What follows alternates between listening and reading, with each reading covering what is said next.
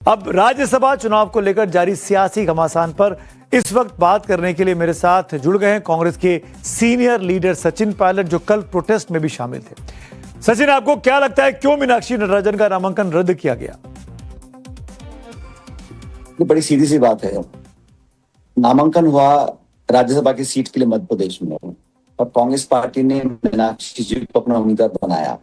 वहां पे हमारे पास पर्याप्त संख्या बल है सीट जीतने का, लेकिन डेडलाइन से कुछ मिनट पहले इलेक्शन कमीशन जो प्रदेश में है, उन्होंने उनका नामांकन रिजेक्ट कर दिया इस ग्राउंड पे कि उन्होंने कुछ खबर छिपाई है, कुछ इन्फॉर्मेशन छिपाई है। जी, कानून ये कहता है कि अगर कोई पुलिस केस है, कोई एफआईआर है, कोई चार्जशीट है, कोई मुकदमा है, उसका जिक्र आप अपने एफिडेविट में ना करें तो इलेक्शन कमीशन एक संज्ञान ले सकता है। लेकिन ऐसा कोई तथ्य नहीं है, और मुझे लग रहा है कि बिना वजह दबाव में इलेक्शन कमीशन ने मीनाक्षी जी का नॉमिनेशन रिजेक्ट किया। उसके 1 घंटे बाद हम लोगों ने, भाई अगर आप भोपाल में रिजेक्ट करेंगे तो हम अपील इलेक्शन कमीशन दिल्ली में करेंगे। हम ठीक 1 घंटा बाद ज्ञापन देने के लिए इलेक्शन कमीशन गए। वहां ताला पड़ा हुआ है, कोई अधिकारी नहीं, कोई अफसर नहीं, हमसे मिलने के लिए मना कर दिया। सचिन, ये बताइए कि मीनाक्षी नटराजन के ऊपर अगर जो इन्फॉर्मेशन छिपाने का आरोप है, उन पर एफआईआर है या नहीं है? उन पर नोटिस था ना, तेलंगाना में हुआ था। ये जानकारी उन्होंने फॉर्म में क्यों नहीं भरी? इसको क्यों उन्होंने छुपा के रखा?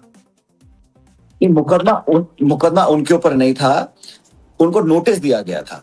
अब नोटिस पॉलिटिकल लाइफ में किसको कितनी बार मिलते हैं इसकी कोई संख्या नहीं होती, लेकिन उनपे कोई व्यक्तिगत रूप से, क्योंकि कैंडिडेट तो वो है ना, वो किसी और पे मुकदमा है, उस संदर्भ में उनको नोटिस इशू किया हुआ है बहुत पहले से, वो लीगली स्टैंड नहीं करता। इसलिए उस by the way supreme court का ऑर्डर है कि छोटे मोटे कारणों के खातिर अगर आप किसी का नामांकन रिजेक्ट करते हैं तो सुप्रीम कोर्ट ने उसको गलत माना है। अभी झारखंड में एक और व्यक्ति का नामांकन था जहां पे कुछ कमी पाई गई, तो इलेक्शन कमीशन ने उनको 24 घंटे का समय दिया कि आप इसको ठीक करके लाइए। तो प्योर पक्षपात हुआ है, जानबूझ के उनका नामांकन रिजेक्ट किया गया। सचिन, एक चीज और गंभीर है ये बात। कैलाश विजयवर्गीय बीजेपी के बड़े नेता, उन्होंने सीधा तौर पर इल्जाम लगाया कि कांग्रेस के नेताओं ने ये पेपर बीजेपी को दिए हैं, तभी हमारे पास पहुंचे। कांग्रेस में इसका मतलब दो फाड़ है। भाजपा के कोई नेता कुछ भी एलिगेशन लगाए, लेकिन संविधान, संस्थाएं, निर्वाचन आयोग निष्पक्ष होनी चाहिए। मेरे कहने से कुछ होगा तो बात ठीक नहीं है ना, लेकिन अगर तथ्यात्मक कोई विवरण नहीं है, कोई लीगल कॉज नहीं है, और आप कांग्रेस के कैंडिडेट को जानबूझ के उनका नामांकन रिजेक्ट कर रहे हैं, मुझे लगता है बहुत गलत है। खैर, अभी 12 बजे दोबारा हमारी मीटिंग होगी, हमारे नेता कुछ लोग सचिन, ये मुझे बताइए, दो फाड़ कांग्रेस में है कि नहीं है? तभी तो आप विधायकों को लेकर, आपका विशेष विमान से आप भोपाल से बाहर जा रहे थे, दिग्विजय सिंह और कमलनाथ के बीच आपस में इस सीट को लेकर काफी ज्यादा खबरें सामने आई, अनबन थी, एक राय पार्टी के भीतर नहीं बन पा रही थी। तो मैं कह रहा हूं, हमारे अंदर 2 फाड़ हो, 6 फाड़ हो, हमारा अंदरूनी मामला है। लेकिन निर्वाचन आयोग तो नहीं देखता ना कि अगर पार्टी में 3 फाड़े या 4 फाड़े तो हम रिजेक्ट कर देंगे। इलेक्शन कमीशन तो निष्पक्ष होना और दिखना चाहिए हमारे विधायकों को, क्योंकि भाजपा ने बहुत चुनावों के अंदर वोटों को इधर उधर किया है, तो अपने विधायकों को इकट्ठा रखकर उनकी वोट डलवाने की एक नॉर्मल प्रक्रिया हो सकती है। हम हर बार करते हैं। राजस्थान में कई बार में चुनाव देखा है, भाजपा ने अपने विधायकों को 100 विधायकों को होटल में बंद रखा था, बंदरबाड़ा, जबकि सरकार उनकी थी। तो अलग अलग स्टेट्स में अलग अलग प्रिकॉशंस पार्टियां लेती हैं, लेकिन ये कोई मापदंड नहीं है कि हमारे विधायकों को हम अगर प्रोटेक्ट कर रहे हैं भाजपा के प्रलोभन से, तो इलेक्शन कमीशन। सचिन, एक बात ईमानदारी से बताइए, कोई है घुसपैठिया आपकी पार्टी में, घर का बेदी? कौन है जो घर की बात बीजेपी तक पहुंचा रहा है? किसी पे शक है आपको?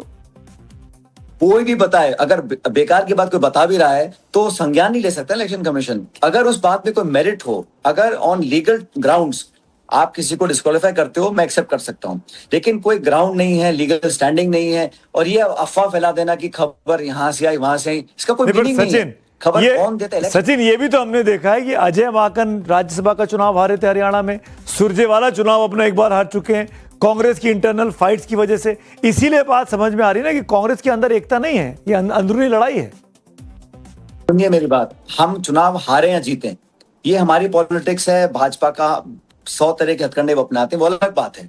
लेकिन आप किसी का लीगल डॉक्यूमेंट नॉमिनेशन रिजेक्ट कर रहे हैं इस आधार पे कि कांग्रेस पार्टी के लोगों ने शायद खबर दी होगी, हमारे अंदर 2 फैक्शन 6 फैक्शन है, भाजपा में 27 फैक्शन है, कोई बोलने को तैयार नहीं है।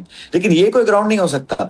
पॉलिटिकल मैनेजमेंट एक अलग इशू है, लेकिन लीगल नॉमिनेशन को आप बिना ग्राउंड के रिजेक्ट करें, दैट इज सचिन, आपकी बात मैं समझ गया, चलिए 1 मिनट के लिए, कि भाई वहां पर दिक्कत थी रिटर्निंग ऑफिसर के बिहेवियर में, लेकिन जो रिटर्निंग ऑफिसर ने अपने फैसले में लिखा है वो तो आपने ही पढ़ा होगा ना।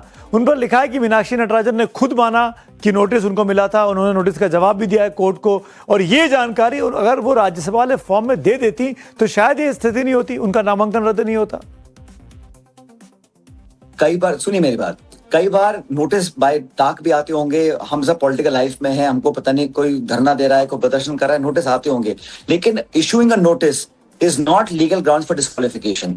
कोई हत्या का मामला हो, कोई बहुत बड़ा आपराधिक मामला हो, कोई केस चल रहा हो, कोई कन्विक्शन हो, कोई एफआईआर भी हो, मैं वहां तक मानता हूं, और ये ब्लैक एंड व्हाइट है, इसमें मनमानी तरीके से कोई अधिकारी नहीं कर सकता। एक प्रेसिडेंट है, सुप्रीम कोर्ट की रूलिंग है, और बाकी लीगली इसमें कोई इशू नहीं है। लेकिन जिस तरह दबाव में किया गया, पूरे देश में आज हाहाकार मचा हुआ है कि अगर विपक्ष के लोगों को सचिन, पहले तो सचिन, पहले आप लोग इल्जाम लगा रहे थे कि बीजेपी वोट चोरी करती है चुनाव आयोग के साथ मिलकर, अब आप ये कह रहे हैं कि बीजेपी चुनाव आयोग से मिलकर सीट चोरी कर रही है।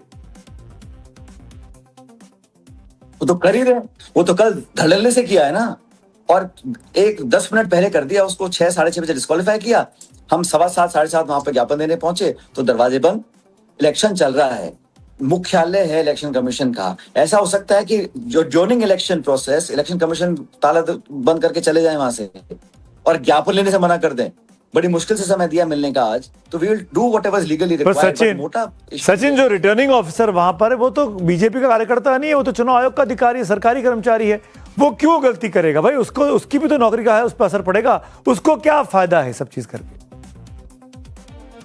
उसको फायदा ये है कि उसके जो आह का डंडा दे रहे हैं दिल्ली से, उसको अपनी जान बचानी है अधिकारियों को। लेकिन ये एक्सक्यूज देके, मतलब बहाने कर आप उसको एक स्मॉल फ्रिवलेस ग्राउंड्स पर रिजेक्ट करना, ये अनप्रेसिडेंटेड है।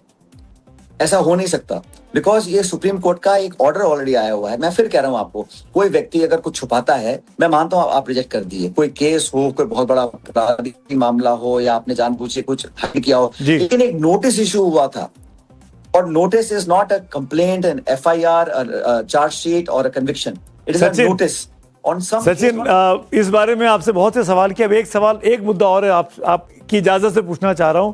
अभी 2 दिन पहले अशोक गहलोत जी ने बहुत बड़ा बयान दिया और आपके ऊपर काफी लांछन लगाए। आपकी क्या राय है गहलोत जी के बारे में? हम सब मजबूत कांग्रेस के कार्यकर्ता हैं, और चाहे कुछ हो जाए, हम सब जॉइंटली भाजपा की सरकारों को हराने का काम करेंगे, मिलकर करेंगे। आप गहलोत जी के बारे में क्या कहना चाहेंगे? क्या आप उनके बयान पे चुप रहेंगे 4 दिन पहले जो उन्होंने कहा था? मैंने कहा ना, हम सब मिलकर कांग्रेस परिवार के अमूल्य सदस्य हैं, और हमारा उद्देश्य इतना ही है कि जो हालात देश में पैदा हुए हैं, पेपर लीक हो रहा है, करप्शन हो रही है, महंगाई बढ़ रही है, कोई सुनने को तैयार नहीं है, लोग त्राही कर रहे हैं, नौजवान बेरोजगार हैं, उस व्यवस्था को सुधारने के लिए पूरा देश, पूरा कांग्रेस परिवार और पूरा इंडिया परिवार एक था, एक है और एक रहेगा। चलिए, शुक्रिया सचिन हमसे बात करने के लिए। और सचिन पायलट को आपने सुना, इस